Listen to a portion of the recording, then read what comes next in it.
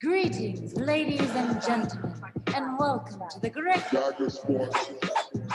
We have no connection to that region. We are not those people. We never were those people. Stop living a lie. So why are we playing this game? So you're going to get this work. Ladies and gentlemen, we need to get to the root of it. Come on, bro. Stop it. Religion, of course, is my number one topic. I'm a specialty when it comes to religion, especially the biblical texts.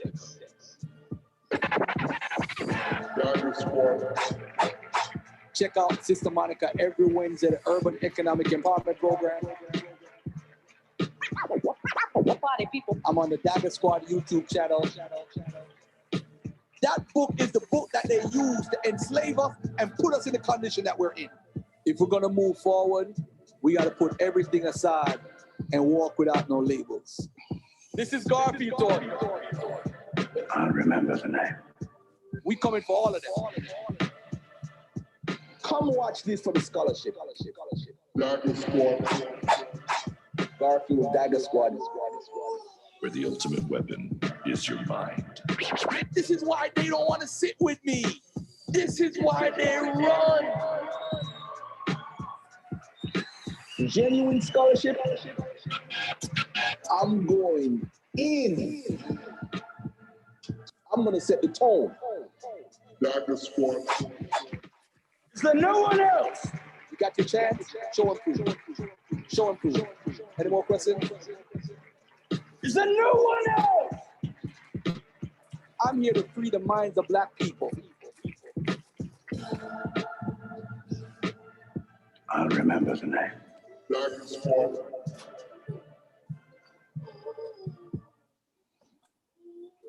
All right, ladies and gentlemen, I got my brother today, Ronald Lizardi-Brown. Ronald Lizardi-Brown is going to do a concise discourse on Haile Selassie. So, ladies and gentlemen, for the first time on Dagger Squad, let me present my brother and your brother, Ronald Lizardi-Brown. It's all yours, my brother. All right, peace. So, I want to say peace to everybody watching. Today we're gonna talk about, as Brother Garfield said, Haile Selassie and his reign. Just kind of concise. I didn't want to hold y'all for too long, and it's a little late, so it's only like 40 slides. But I asked Garfield a question in a back chat, like I think a couple days, maybe a week ago, and Garfield basically told me to look it up. I thought he was talking to me some type of way, but he was, he ain't had the info on him. Anyway, that led me to this, to the sources and to the source material that I'm gonna bring out today about the character in the class and a little bit of the history on Haile Selassie. So you can go ahead and go to the next one. So the introduction, what does the name Selassie bring to mind when you hear it?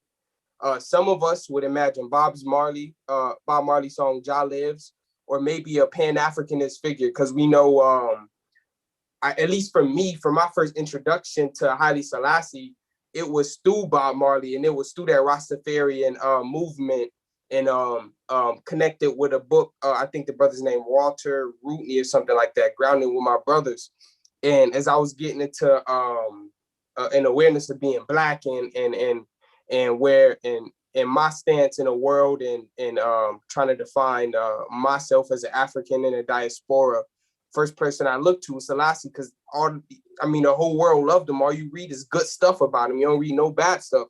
So let me continue. I went on to say possibly even the King David of the Bible, perhaps even God himself. He's usually held as the modernizing Ethiopian monarch. He ascended the throne November 2nd, 1930.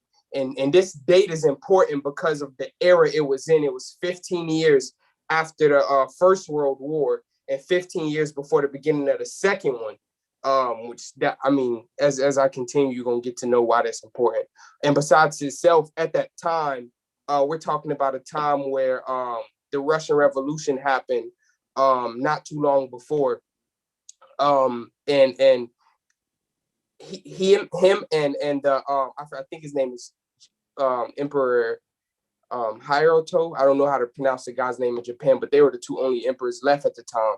So this is kind of archaic. The monarchic system in Ethiopia was kind of archaic for its time. You can go to the next slide. Some important definitions. This is going to help us keep up with his titles. So the first one is the Jazamatch, which literally translates to the keeper of the door. It's often translated as Governor General, the one who in a war camp resides near the door of the emperor's tent or marshal of provincial headquarters. Equivalent to a count. Under the Italians, the title was stripped of authority and prestige. Sometimes in some areas, the title is Dejazach or Dejaz. Now, one thing about the Jazamat thing, basically that title was like when his dad promoted him to the Jazamat, basically that title was like he was in control when his pops wasn't there. Basically, that's kind of what that is like. In the Ethiopian society, the way they had it set up, there was like the number 2 in that particular province, wherever they were appointed at. Next, we got which means head. In some senses, a field marshal, traditionally equivalent to the rank of a duke. So that's where you get the name Ras Tafari. Next, you got Lij, which is the male descendant of a noble, generally of a Lul or a Ras, literally meaning boy. When the figure is clearly a high noble, the title Ebetu is also often applied instead of Lij. And like I said before, that'll usually be the son of somebody that had control over a certain province. When they would come out, when they were born, they would have that title of Lij. By the way, all of my sources for what I'm saying is going to be at the bottom of each of the slides with an asterisk next to it. You can go to the next one. So what's all the hype? So let's get into like why everybody like Selassie and what is this whole idea of him being like this amazing emperor and ruler of Ethiopia, and why is his reign so looked at as like, so as Garfield would say about some stuff, so sexy? Why is he looked at in that type of way?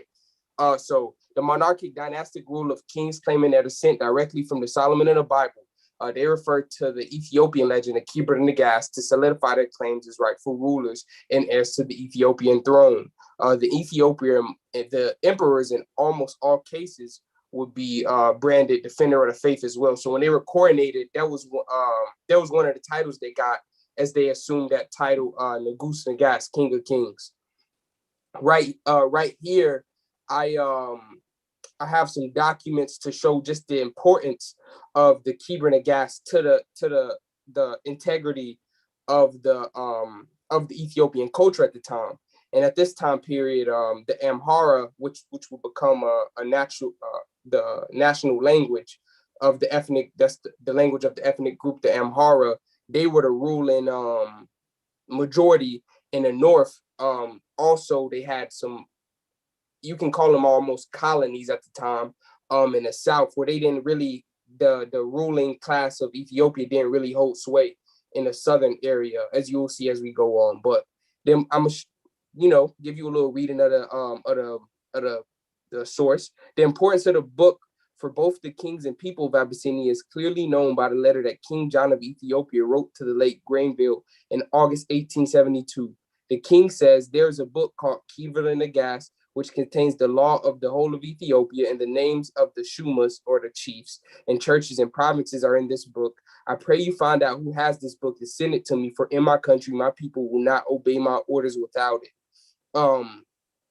And that's the Emperor Johannes IV. What's important about this is that there's a period in time where when you get the Kebra Nagast, it makes a claim of restoring Ethiopia back to the Solomonic line of kings. So you can go to the next one. And this I posted this book because this is good for further reading. It's just the essays about the Ethiopian about the Kebra Nagast. It's the International Journal of Ethiopian Studies. You can go to the next one. And this is the story of the Kebra Nagast. So now it gets real weird, right? So and now this is a lot of stuff to read. The link, this is from E.A. Wallace's Budge translation of the Kebra Nagast. So I'll just give y'all the rundown. If y'all want to read on the screen, y'all can read on the screen.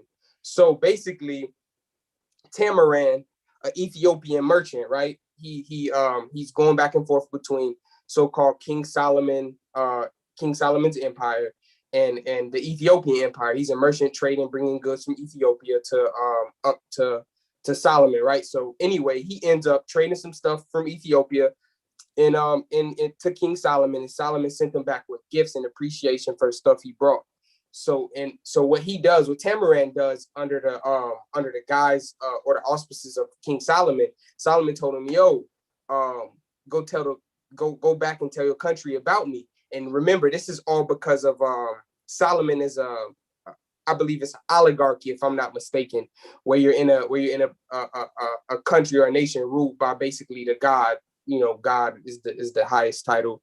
That would end up being a priest or whatever. So remember this. That's why he's telling her to go back, because he's almost proselytizing. So you can go to the next one, Garfield. These right here, these slides are just pictures of excerpts from the Kebra Nagast. So basically, he goes back, convinces the queen, like, yo, tells her all these good things about Solomon, right? So she lit, like she teed up, like is if imagine if if there's a female listening in the audience, imagine if you met this guy and you in a relationship, but you think this guy's best for your friend. That's kind of how the scene is set in today's language. So anyway, she goes crazy over hearing about this Solomon. So she wants to go meet him. In the Kebra Nagast talks about how she's so curious about his empire, his wisdom, and his riches, and all the things she heard. So she goes and meet him. And when she goes to meet him, she brings some gifts. He exchanged some gifts with her, and basically to cut it a little short, she goes back to Ethiopia, then takes a trip back up there to meet him again because he sent for her. And when she's there, Solomon looking at her, and Solomon like, yo, this African, I'm sorry, not African, this Ethiopian woman, she looked good. And mind you, this is a legend, this is a mythological story, but if it was real, the queen or Queen Candace or something, where the seat of her, the capital of that particular country or whatever, where she would have ruled over, would have been what we call the Middle East. It would have been somewhere like in Yemen, close to the Horn of Africa, but it wouldn't specifically have the seat of that was not in, it wouldn't have been in Ethiopia at the time. So you can go to the next one. So anyway, she meet him, and he like, yo, shorty look good, like shorty really look good type, and he trying to convince her to stay and become one of his concubines. And she like, yo, I can't do that right now, yo, like I got a whole country to go run. That's not what we gonna do. So anyway, basically, he ends up making her make a promise. And this is where this slide is the perfect slide that comes up, because it goes into, this is about when she came back. He had beautified the place where she was seated and spread over it purple hangings, and laid down carpets and decorated it with marbles and precious stones, and he buried aromatic powders. Yo, he sprayed the whole joint down with Febreze. He sprayed the whole, wherever he slept at, with Febreze down, swept it, had a mop, dusted the blinds and everything when she came back, because he looking at her like, yo, this girl is, you know what I mean? She is. So anyway, after this, she's talking with him. He's trying to get her to get with her. She doesn't, she basically declines and says, yo, I got the whole country to run. He says, oh, then she says, swear to me an oath, because he checking her out. It's like this, like, and this is weird for today, but it's like this dude checking this chick out. He stared kind of hard and stuff. And shorty like, yo, you kind of wilding, like, relax. You feel me? So anyway, she says to him, swear to me by God, the God of Israel, that thou will not take me by force, for if I, who according to the law, you can hit the next slide, am seduced, I should travel back to my place and journey and tribulation, and this is as she's learning about being Israelite and the God of Israel and stuff. So basically, she like, yo, you trying to smash, and we not even married, my guy. So then he goes back and he tells her, you know, I ain't gonna take you by force, shorty, but you gotta promise me you ain't gonna take nothing from me. So this is where it gets kind of iffy and kind of rapey with the Ethiopian legend. You feel me? It's kind of like strange. In today's times, we would say that's definitely strange. She didn't necessarily consent. So anyway, you can move on to the next one. This kind of talks about it on this picture, and the next one does too. Anyway, he ends up making her a meal and seasoned it a lot. So like something spicy, basically. You feel me? Like he threw some pepper, got a peppery everything for shorty. Anyway, the queen ate it, and when she went to sleep, he put some water by her bed. He ain't give her no water while she was eating. So he know, like, I know this joint is definitely spicy. So he definitely gonna wake up in the morning and get or want something to drink, period, whether it's in the morning, middle of the night, or whatever. And so while she's sleeping, he's spying on her and watching shorty sleep, right? So she get up in the middle of the night because she thirsty, take a drink of water. He pop out, bow, like weird, like strange. It's weird. He watching her sleep. He pop out and tell her, you know, basically, you took that water from me, so now you can't hold me to the oath you held me. You got to give me them yams. So King Solomon, by rules, tricked the Queen of Sheba into having sex with him. And, you know, and the story continues that they had a child and everything. And that child looked just like him. He traveled back to King Solomon, and they devised a plan to sneak off and get the Ark of the Covenant and come back to Ethiopia. And that's how you get that's the story of how the line of Solomon gets into Ethiopia. You can hit the next slide.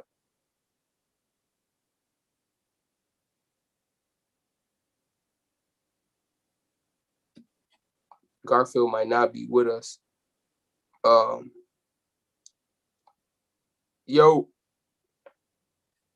So now what we tracking down the deification of Selassie. So what we did is we just saw how the Solomonic line got there, and now we know why he's referred to as the King of David. King David, King of Israel, defender of the faith, those type of things. The way that we think about him when we first learned about him was because of the Kebra Nagast. Then you get Leonard Halbert, who's a Garveyite, and he's responsible for writing a Promise Key.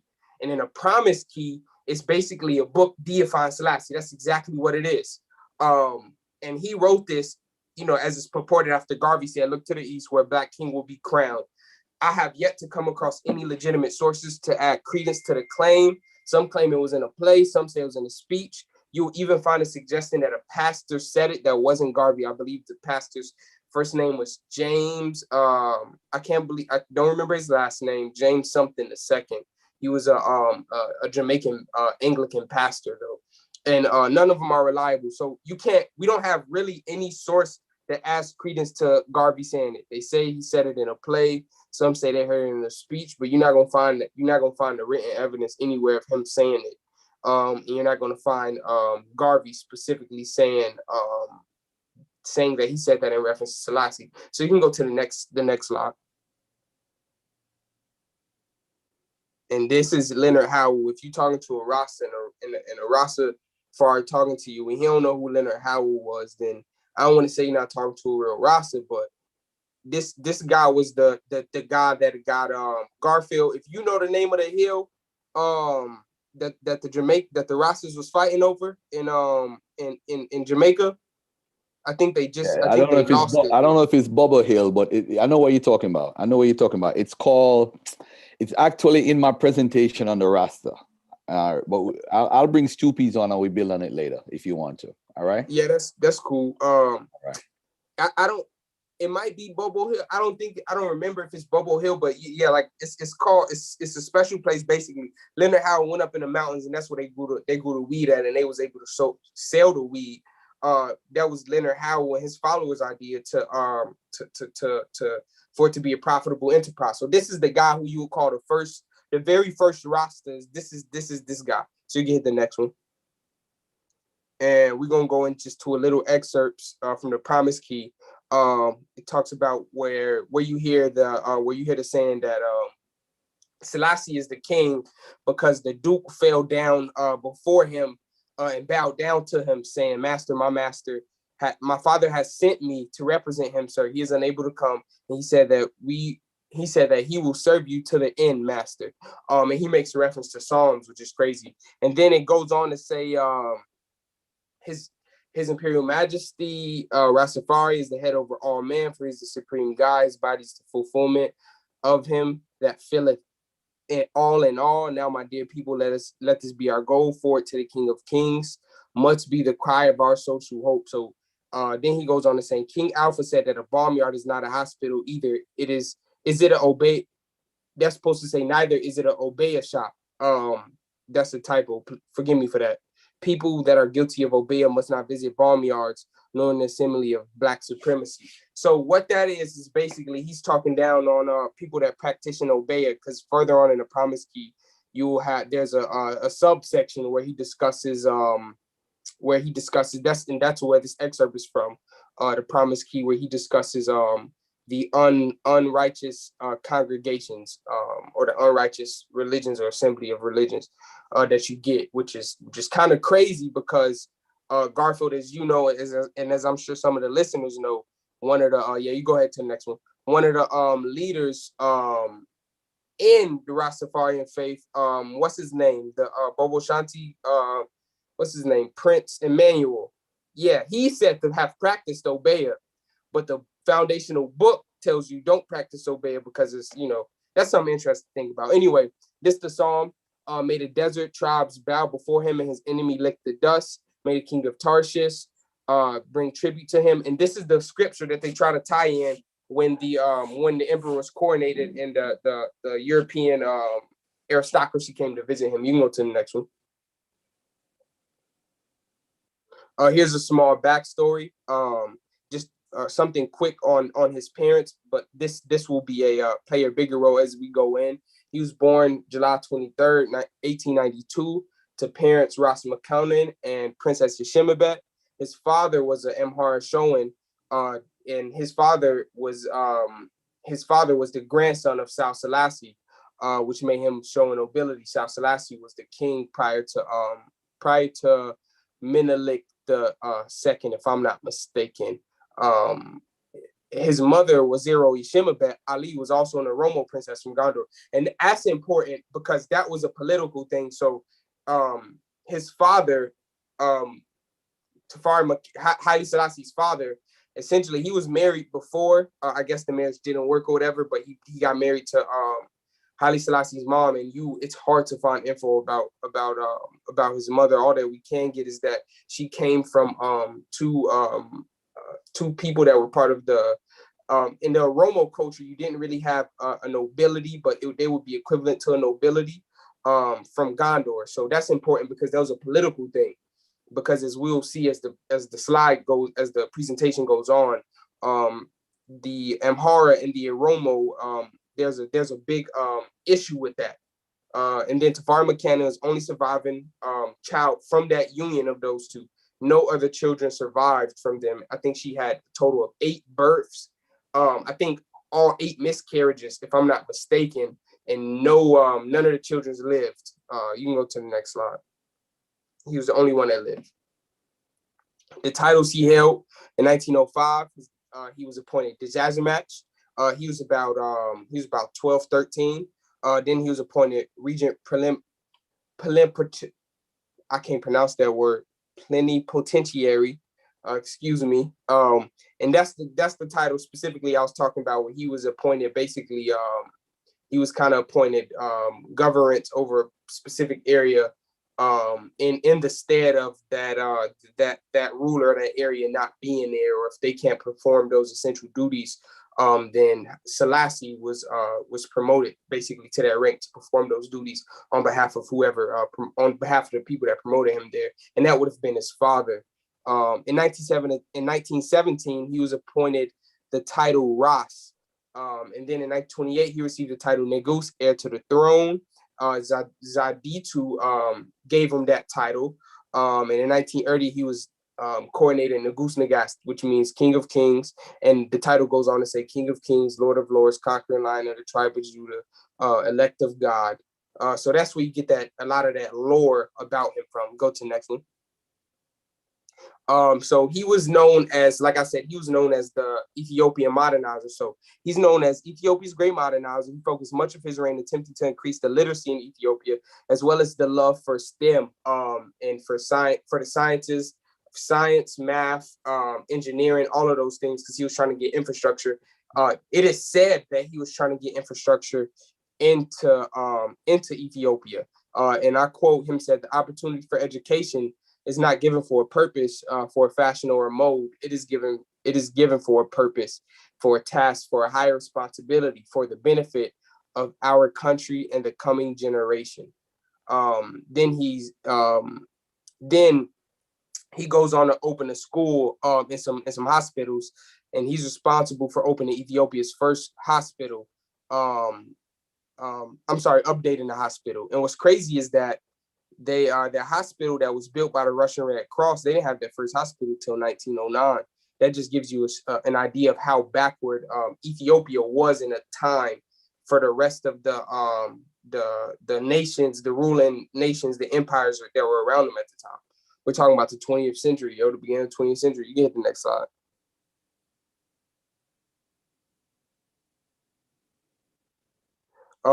This is a picture of him giving some graduates their degrees. There was first the University of Addis Ababa. It was only a 2-year college at first, and then he expanded its programs working with the Britain's University of London. And around 1960, 1961, it became Haile Selassie the first university. This is just an example of one of his attempts to modernize Ethiopia. Then you go next one. And these are some quotes from Haile Selassie.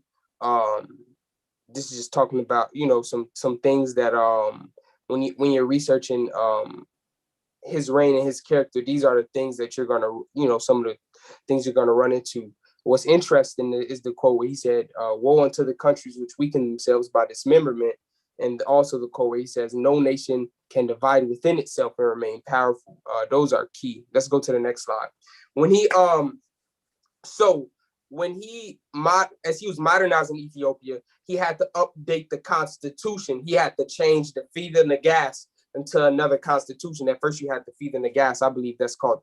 I believe the English translation is called the Law of the Kings. And this is interesting to me. This is an English translation from William Moore Steen. And in this translation of the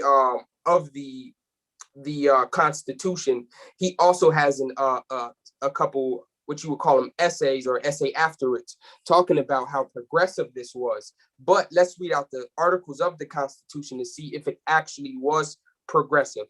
The second article: the imperial government guarantees the unity of territory of the nation and of the law of Ethiopia. The territory of Ethiopia in its entirety is from one extreme to the other, subject and government and to the government of His Majesty the Emperor. All natives of Ethiopia, subjects of the empire, form to the Ethiopian nation. That the print is kind of iffy for me. The throne and the crown of the empire will pass to the descendant of the emperor by virtue of the law of imperial household. You can go to the next one. So this, I pulled up these to show how archaic Ethiopia was, because this was an update to the Constitution. And when you hear this, you think medieval Europe. That's exactly what it was. And this is just some more examples of it. The Emperor of Ethiopia shall establish the Senate and the Chamber of Deputies. The law drafters of the chamber will become effective by his promulgation. Also, it goes into how he also has power over that. And if he wanted to disband that completely, he can just fire all of them, basically. You can go to the next one. The articles of this Constitution is important to remember, because whenever you're looking at Haile Selassie, you see him as the great modernizer.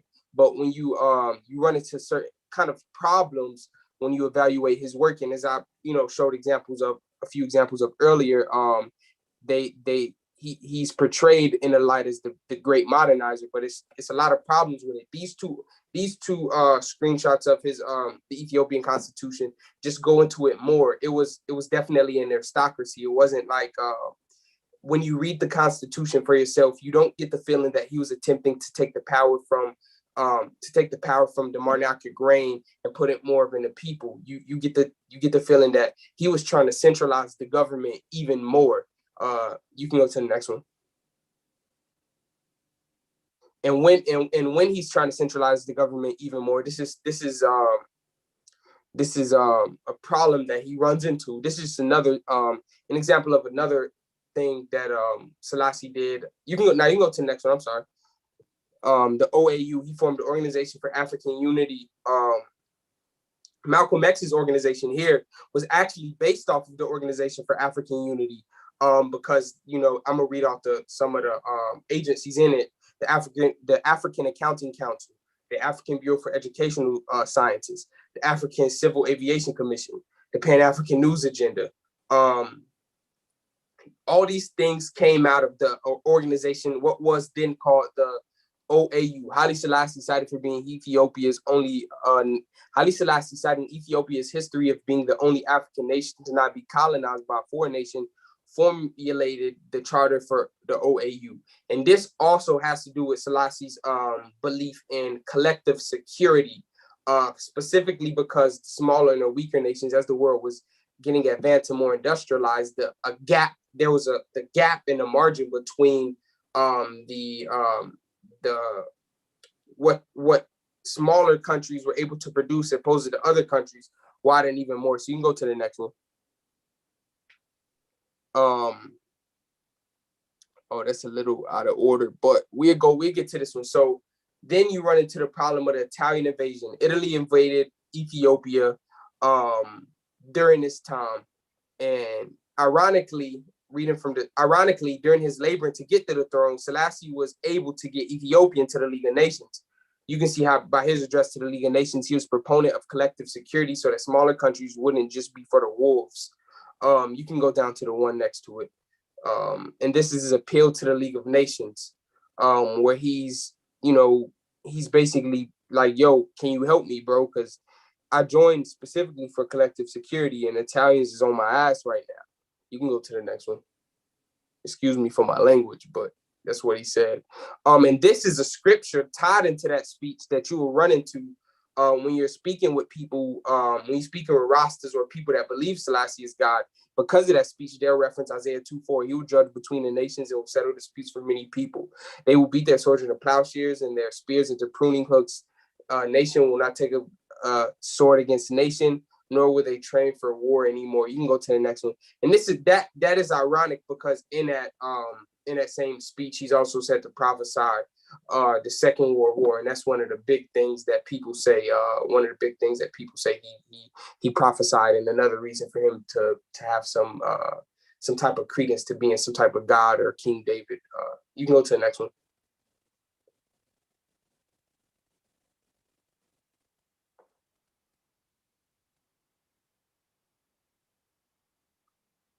And this goes into now we're going into what happened when the Italians invaded. When Haile Selassie returned to Ethiopia, he used the Italians to ensure his own survival.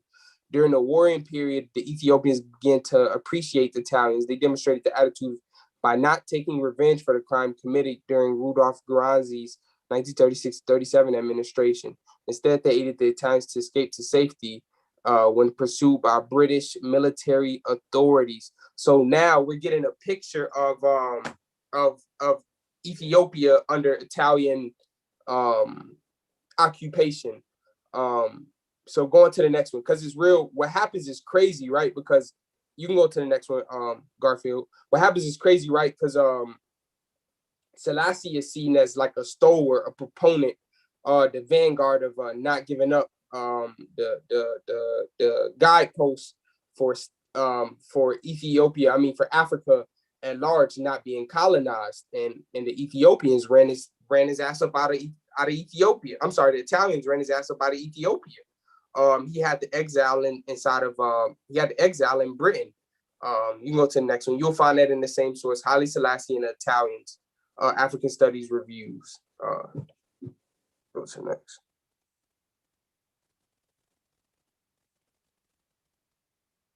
So now we're getting into the Oromo situation. So now the presentation is taking a turn to talk about the actual character of his reign. So in the Oromo situation, it's an old situation. The Oromos were the largest ethnic group. They are still the largest ethnic group of Ethiopia. They originate in Kenya, around the Kenya area, and basically south of Ethiopia. They come from the general region, very close to Ethiopia, but south of Ethiopia. And they were moving up, especially after. And I sent this. I think I sent that source to Black Lion Supreme after the Menelik II. I'm sorry, the Johannes the Fourth. I'm sorry, it was Johannes the Fourth. Basically kicked Egypt out.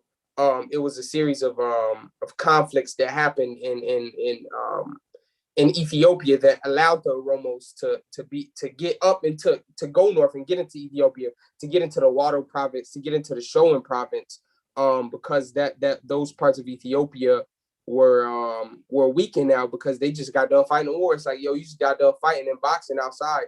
Now you come in the house and you got to fight again. You can't even get no water.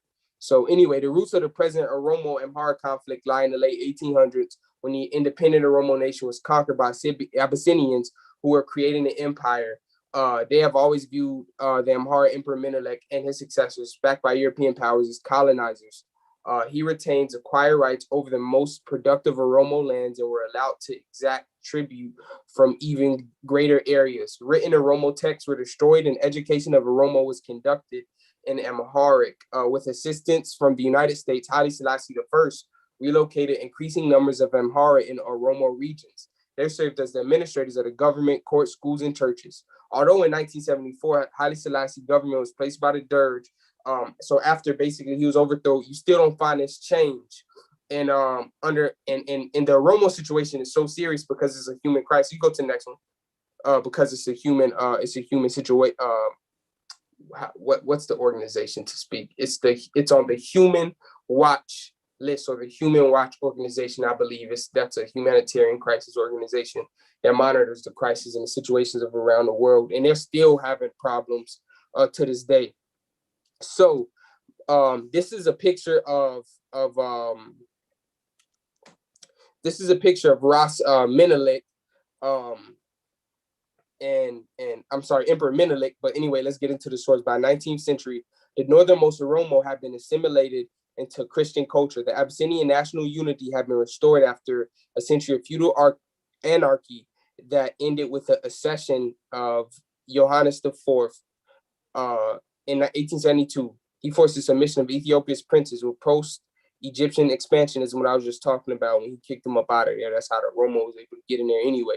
Pushed back the Mahdists and limited the Italians to the Eritrean coast. Meanwhile, ambitious King Menelik II of Shul began a reconquest of Ethiopia's southern parts. So this is what I was speaking on earlier when the northern situation, we're talking about near Wello, near Amhara. Amhara is going to be, in the next slide, you'll see a map. Amhara is going to be the northern portion of Showa. So right on the right side where you see the map, you see Shawa, Shawa. Amhara is going to be just north of that. So basically, you can go back to the other one. I just want to read this quote so people see.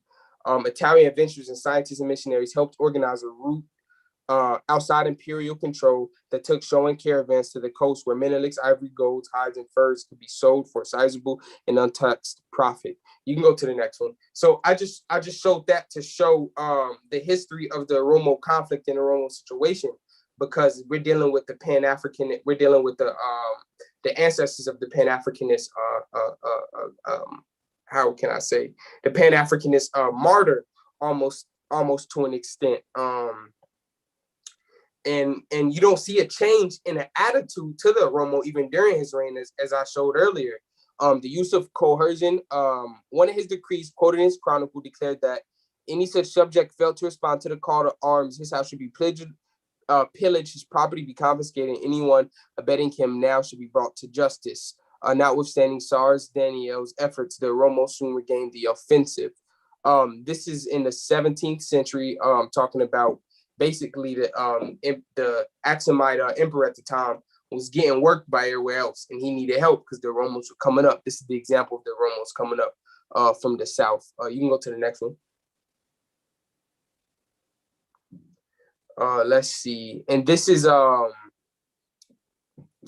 basically talking about the Oromos again with your highness, and I paid particular attention to drop the little bits of info on Oromo in here because, as I said, there's a historical context for the reason that the Oromo were in a situation that they are in, and there's a historical context for the reason that you see the Ethiopian famines happen in those particular regions. So you can go to the next one.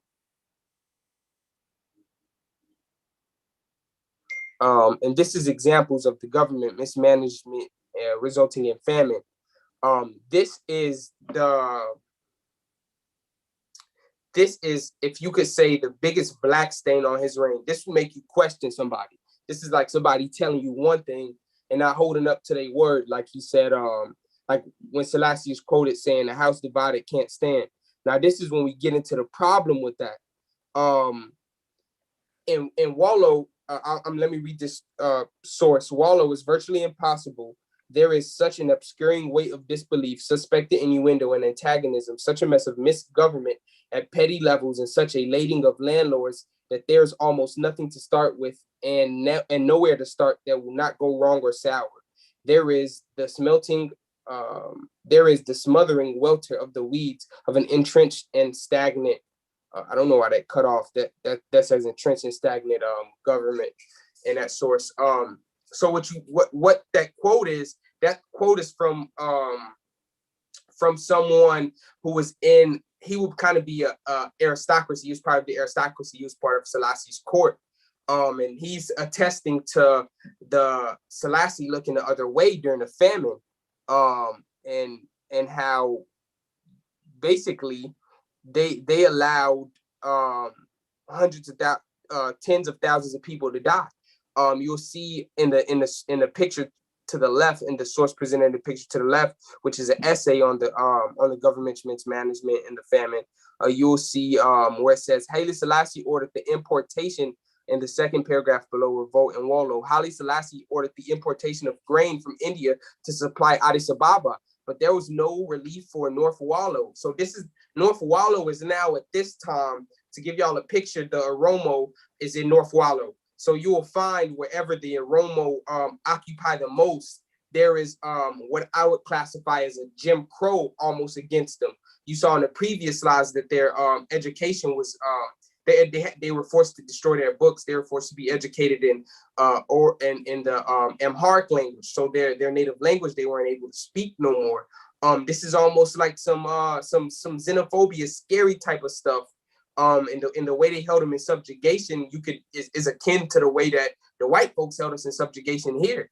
You can go to the next slide. We're talking about a government that had the money to stop, to thwart a famine. And when he got the supplies that he paid for from India, they weren't even passed out to where the famine was going crazy at. Now you will find in Ethiopia they do order a lot of provisions because they only have 2 rainy seasons a year, so they'll go through droughts oftentimes. So they got, they have to deal with that situation. But the reality is he completely forgot about a whole area of people. And then the next, finally, Haile Selassie considered that the peasants and nomads of Wello were shaming his reputation by starving and resolved to ignore them. Reports of famine were consistently ignored or denied. In response to a report by the UNICEF documented famine conditions in July 1973, the Vice Minister of Planning retorted, "If we have to describe the situation in a way you have in order to generate international assistance, then we don't want that assistance. The embarrassment to the government isn't worth it." Is that perfectly clear? This is somebody in Selassie's court is talking to is giving an interview, and he's saying, yo, basically, they're so prideful, right? The regime is so prideful. Instead of getting help, they'd just rather have their people die. Though the governor of Wello, Crown Prince Asaf Asfal Wosen. This is important. This is Haile Selassie's son that ruled this area. At the time, was both greedy and incompetent. At the time of the famine, he forced closure of commercial sorghum farms in Shefa Valley by engaging in litigation, claiming their ownership. Haile Selassie was never in ignorance of the condition in Wello. A UN official visited him in early 1973 and found him well informed.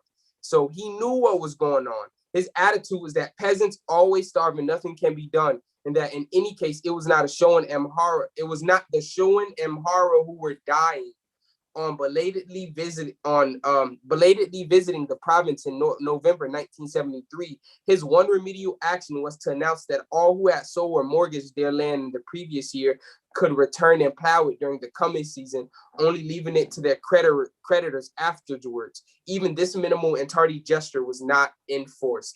And the sources, like I said, again, all the sources are below what's posted above. So this is Selassie sound like Reagan, or sound like the Jim Crow, I would say, governors during the time in the South, especially here in Georgia.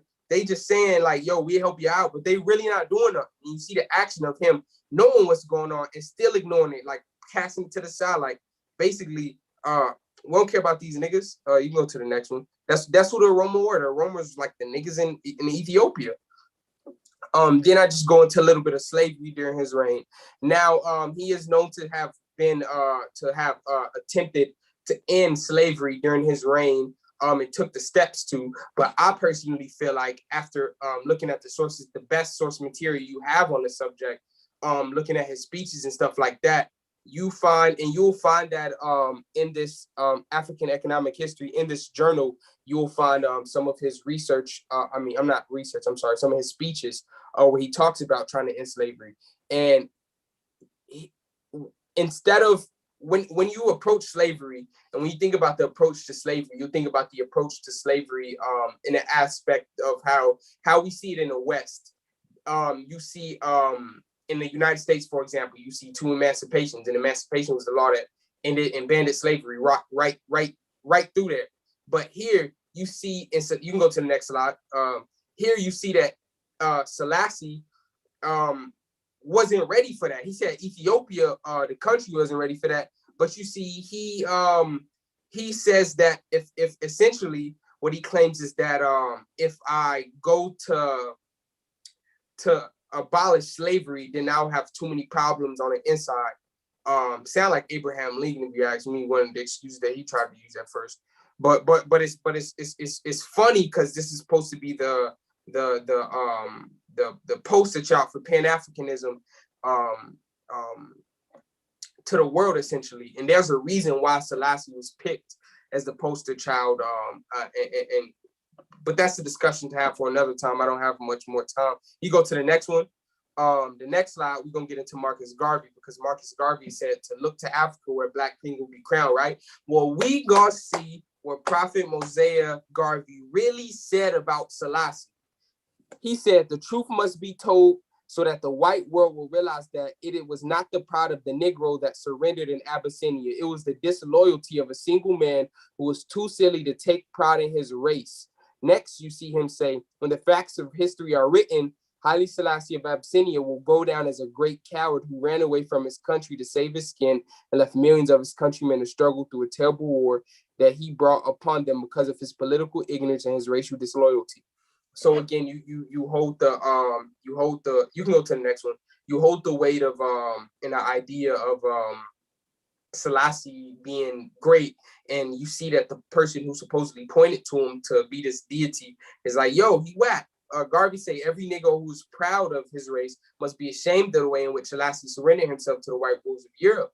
When he left out in those slides earlier, if you go back, if you have the time to go back and read the slides earlier, some of the excerpts that I posted, you will read where Selassie, the way he surrendered himself, basically he was about to sell Ethiopia out to the Italians. He said, yo, if y'all let my son rule this area and still have this area, we're gonna put y'all in as a mock king, but we're gonna put Italy said, but we're gonna put this guy, we're gonna get this guy the title, this Italian guy the title, but we're gonna put y'all in as a mock king just so y'all be all right, so we can end this. Haile Selassie was ready to sell out because he wasn't getting no help from Britain. Until he got that help from Britain, that's when he kind of switched up and no longer wanted to sell out. But that came super short. I mean, you go to the next one. And then these are just some more examples of some stuff some more examples of some rumors people say when they say the king and queen bowed to him. These are the pictures, and this is just how dignitaries, how nobles greet each other. In one picture, you can't even tell who it is. In one where a woman and a man is supposed to be the queen and the duke, you can't tell who it is from England. Go to the next one, but you'll find something funny that Selassie did. Selassie damn sure bowed down and kissed the white woman's hand, right? But Selassie, but the white people are the devil, and he's the King David or a symbol for the Pan-Africanist agenda. Well, you see him bound to Queen Elizabeth and even kissing her hand. I mean, go to the next one. And this is what I was talking about. Where he was this is the slide I had. That this slide is way out of order. This is the slide where you can go and you can read. If you have the time, you can play back the video. You can go to the source or whatever. Where basically Selassie is like a child in a divorce in a European situation. All his advisors are European. None of them are African. He basically going and saying, which parent do I like the most? Is it going to be British or is it going to be the Italians? The British, they not a strict parent. They're going to let me rule my country a little bit more, but the Italians only going to put me in as a puppet. You can go to the next one. And this is a quote from him, a quote from Menelik, where Haile Selassie echoed the same sentiment. I'm not a Negro at all. I'm a Caucasian, the Emperor Menelik told the West Indian Pan-Africanist Benito Sylvan, who had come to Addis Ababa to solicit the emperor's leadership in a society for amelioration of the Negro race. Haile Selassie confirmed this view in a declaration of Chief O. Davis, a well-known Nigerian nationalist, stating that the Ethiopians did not regard themselves as Africans, but as mixed Hamido-Semitic people. I apologize, I didn't post the direct source for this one, but you can find it in the correspondences between Haile Selassie. You can find it in JSTOR, the correspondence between Haile Selassie and the Nigerian nationalist movement. Can you go to that video I sent you, Garfield, and just play a clip of it starting from the 3-minute mark? And this video is the YouTube inbox. Yeah, I sent it. I emailed it to you. You email that to me too? All right, let me check it out. Yeah. All right. That is going to show the attitude that the Ethiopians had to everybody else that was black.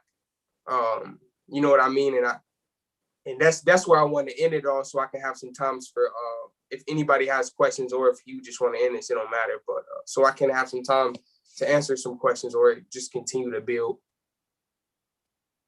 Just to give y'all a glimpse of. Hey, I got something to ask you. As far as Haile Selassie is concerned, because somebody made a comment in the chat. What I'm gonna do is, family, I'm gonna allow the brother to have his time here today with this, because I want, when he refers this, it goes back to the presentation. So if people want to have a dispute about the presentation, they could do their own presentation. My brother, I don't see the video you're referring to. Is it in the Facebook inbox? Was that the one that you said Sean played? What'd you say? That's the one he said Sean played, right? Yeah. Sean played. I don't have it though. I don't have it. Let me do this. Yeah, but it pretty much tell us what the video is saying anyway. Let's give us a brief synopsis of what the video. All right. So it's let me get the guy's name. Mesfin Beninga. I might be pronouncing that incorrectly, but it's basically a high school student. Selassie, he was a high school student in the 1957. This was in the time period, to give you a frame of reference. This was the time when Selassie was sending out, he was really striving, trying to get people educated. So he sent people out to get educated in European nations and to be part of certain delegations so he can get that youth up and ready. And anyway, this kid that he sends to the delegation basically echoes the sentiment of what that last quote that you showed said from the presentation. He said that we Ethiopians basically believe that we are the descendant of the biblical Israel, and we believe that we are different and better than the other Africans. Basically, how you'll hear some One West camps. Basically, it's that same thing where they'll call Africans rotten and stuff like that. He didn't say that specifically, but he used some pejoratives that you can compare and say that were similar to that. And that's what that would have said, and that's where I just wanted to end it. Right. That would have been definitely appropriate. All right, man. So to my brother, I want to say thank you for coming on and do a show. What I'm gonna do, family, I'm actually going to have the folks jump on a new link, and we could go live on that link, and then we could do what we need to do so that the brother has his show, and we do so that we build. So if people have a problem, come on this show and we have it at the after show. All right. So brother, peace and love. Thank you for coming on and doing this presentation. If you have any final words, let me know. No, I'm good. Peace.